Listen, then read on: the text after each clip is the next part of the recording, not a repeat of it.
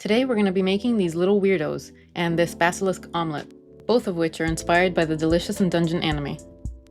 After making the jack-o'-lanterns from this same series, where I had to pay super close attention to keeping their faces symmetrical, it's nice to be able to make these little derps whose faces can look like this, and it's absolutely acceptable. Despite that being the case, however, my perfectionism still got the best of me, and I tried to make them kind of symmetrical anyways. Since I still haven't replaced my printer ink, I start off by sketching my mandrake to roughly the size I want. I then consult the second reference image to sketch out one of the mandrake's leaves. I vaguely remember having a mandrake in one of my many toy miniature sets, so I look through my miniature bins to find him. That doesn't belong here. Ah, there he is. He'll serve as another good reference, especially for his paint details. I'm gonna start off by making my mandrake's head, and I start that by rolling out a little ball of extra firm cosclay. Next up, I roll out some dungeon-worthy eyebrows for my mandrake. I then curl the first eyebrow inwards between the eyes to really emphasize how scary these mandrakes can be, before ultimately deciding there's a limit to how creepy I want them to be. So instead, I curl the eyebrow around the eye and smooth it in with the help of my camera's blur tool to really emphasize their iconic bulbous eye sockets. With the help of one last eyebrow for his mouth, I can begin shaping his face to more closely resemble a hungry, beakless baby bird. Oh no, what have I done? Moving on, I add the fleshy wrinkles every baby bird has, and okay, actually, I've decided I need to just be done with the face. Moving on. Leaving the bird analogy behind forever, it's time to start focusing on our plant's adorable leg roots. I start with a cylinder that I cut at the bottom to get the legs started. Actually, let's not refer to these as legs for a second. Yeah, even my camera's autofocus has begun censoring this section, but you get the idea. The goal is just to get two round, distinct legs extruded out a bit, and then shyly wrapped around each other to resemble the mandrake's earthy roots. All that's left now is to add the arms on after rolling them out separately, and I give each armpit a proper tickling before moving on to the skincare routine to smooth out the texture of the body. I then complete the mandrake's wallflower look by posing his arms like this before adding a few rooty wrinkles to his body.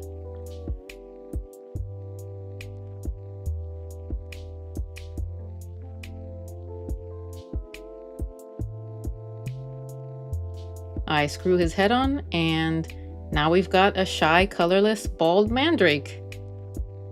Next up is making the neck tentacles. You know what? I'll stop. For the neck parts, I start by rolling out some little balls of clay and then rolling those out into little pointy cones. I add some glue to the mandrake's neck and attach the little neck noodles on one at a time. While making this first guy, there were already a few things I wanted to do differently for the next one, like making the head and the body without pre-baking the head first. A lot of times I tend to bake the parts of my pieces before fully assembling them, and I want to practice completing pieces with as few bakings as I reasonably can. And I'm not sure how often that's going to be possible moving forward, but it's something I want to try doing, if for no other reason than saving time and energy. One of the other things I did differently on this guy was making the legs and arms less rounded by flattening their sides out a bit with this sculpting tool. I also wanted to try pinching the arms out from the body rather than attaching separate pieces onto the torso. And I think it worked out better, and it was actually easier to do it this way than to attach the arms on. Now for the precious gift of sight. I carefully roll out a perfect delicate sphere to use as his eyeball, and then transplant it with surgical precision to the exact center of his eye. But you know what? It's too small, so let's get it out of there, and then we can give him some bigger eyeballs. There we go. For the leaves, since I knew I wasn't going to want to make a bunch of these from scratch, I started by making 2 leaf templates out of this thin sheet of extra firm cosclay, and I add some mineral oil to it to smooth it out after trimming it, and I carefully add in the vein lines.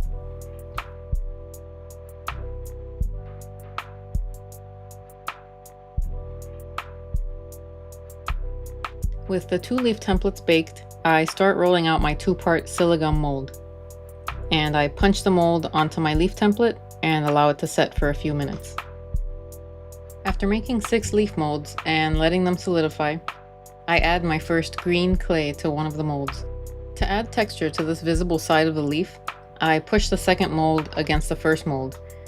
And it doesn't quite work out the way I hoped, so I attach it back onto the first mold and I use my large needle tool to add the leaf pattern onto the visible side again.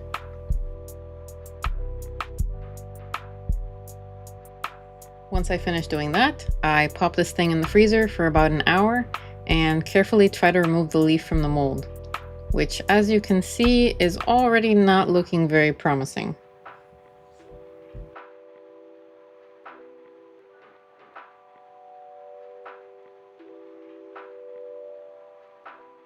I use my needle tool to remove this, which is now my 3rd leaf removal attempt. But you know what? These first few are just practice leaves because I don't really like the way they look anyways, and because they don't have any texture added to them yet. So I proceed to make myself a texturing sheet out of psyllium. I do this by adding a bunch of random indents into it with my ballpoint tools and with my large needle tool. After letting my mold solidify, I use it on leaf number 4. I don't like it. So I make a 2nd leaf texturer, this time using the knurling texture on the sculpting tool and using my needle tool again to add some lines to it. I like it, so I add some veins onto it and put it in the freezer. After making a few more leaves and not liking any of them for various reasons, I finally settled on a technique that worked well.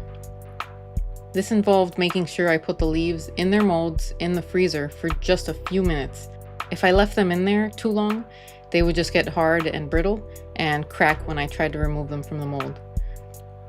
I also made sure to thin the edges of the leaves, like you see me doing here, after removing them from the molds, so that they didn't look so thick. Lastly, I made sure to bend the leaf in half in its bottom side, so that it would be easier to stick them into the mandrake's tiny heads and be able to fit 5 leaves in there. It's a good thing I made 6 of these leaf molds, because without fail, at least one of the leaves I pulled out of each batch broke or turned out wonky. Alright, back to these guys. It's time to make the leaf holes in their heads so that we can finally give them the luscious locks they deserve. And now my first mandrake is in his Pikmin phase. I attach the rest of the leaves the same way, and then try to move them around a bit to look more natural. But I realized I made the hole in his head too small to be able to move the leaves around too much. So for the rest of these guys, I made sure to make their head holes bigger, like I did for the second guy. So I was able to arrange the leaves more prettily for him. And then I clean up the raw gray clay under the leaves before baking. Off camera, I made 3 bodiless mandrake heads, like this one, that will serve as the garnish for my basilisk omelette. But unlike the other full-bodied mandrakes, I need to add little stumps to the tops of these guys' heads, since they won't have any leaves in them. And I use some of my metal sculpting tools to shape the head to be more stump-like. The time has come to ease our little guy's stresses by treating him to an age-defying facial and full-body mud bath at the local spa. I make sure to carefully wrap his hair before continuing with a gentle exfoliation treatment. And some even gentler exfoliation. And lastly, a full body moisturizer. After his trip to the spa, I then take him to the hair salon for a new look. I start with a light green base layer, which I generously apply to each leaf on both sides. His leaves then get accented with a nice dark green dry brush. Then I use my X-Acto knife on some of the leaf veins that got covered in dark green to make sure that the veins are still highlighted. I finish up his hairstyle with a light green dry brushing, and we do some minor dark green touch-ups, especially around the roots. Lastly, I apply a generous amount of hair gel in the form of satin varnish to really make his new style pop. After the hair salon, we swing by the sushi shop next door, and it is delicious as always.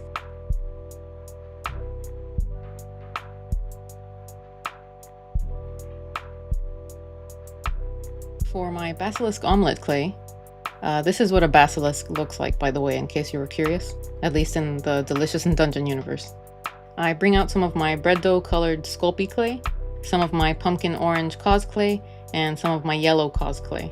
But then I remember that Sculpey and cos clay can turn into an aggravating mushy mess when mixed together, so I bring out some of my mushroom colored cos clay that I luckily still had left over.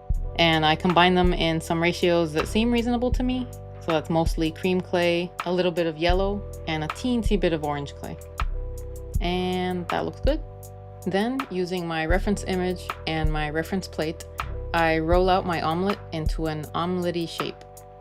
And I add some texture to it with this little rolled up piece of aluminum foil and with my large needle tool. Then I chop it in half. And I use my ballpoint tool to basically mark off where the omelet edge would be on the inside and where I'll need to cut to remove the inside of the omelet after baking. After baking, this is what my omelet looks like. I cut out the inside of it with my X-Acto knife to make room for the potato-y filling. To make the potato-y filling, I combine some glow-in-the-dark clay with a little bit of my omelet-colored clay. I use glow clay because it's the only translucent cos clay I currently have, but yeah, I should really buy some plain translucent cos clay soon so that I don't waste all my glow clay before Halloween. I then roll my potato clay into a sheet. After baking it, I cut the potato sheet into strips and then cut those strips into thinner strips. Those strips then get diced into little cubes, and then I cut those cubes into even smaller cubes. For the gooey part of the omelet filling, I combine some translucent liquid Sculpey clay with some yellow and orange chalk pastels.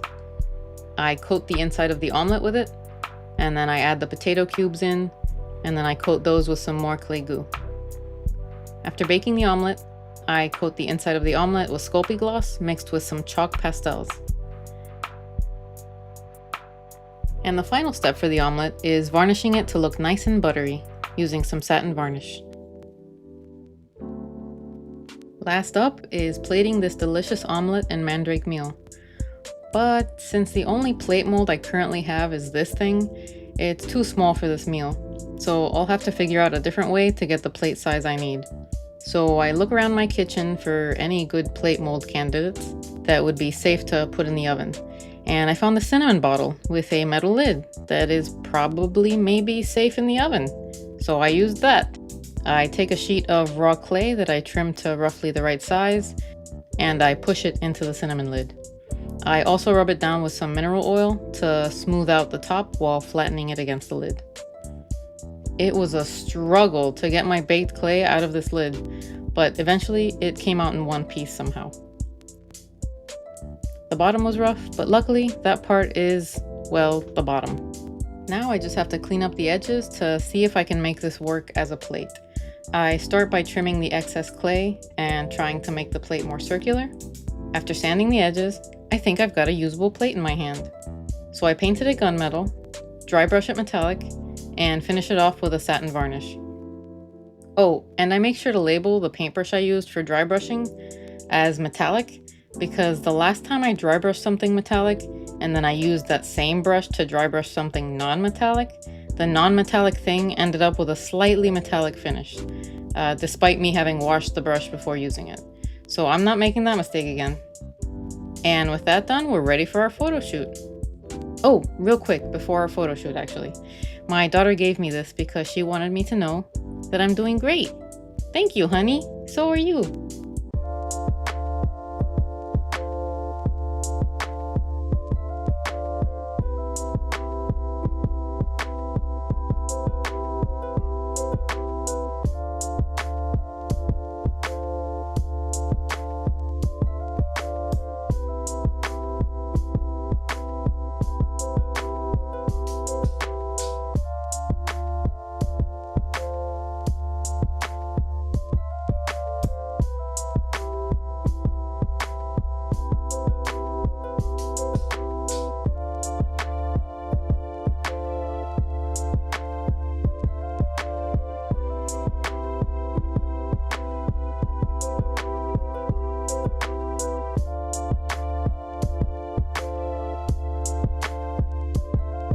you have any questions for me, please let me know in the comments so that I can answer them in a future Q&A video. Thank you so much again for watching, and I'll see you next time.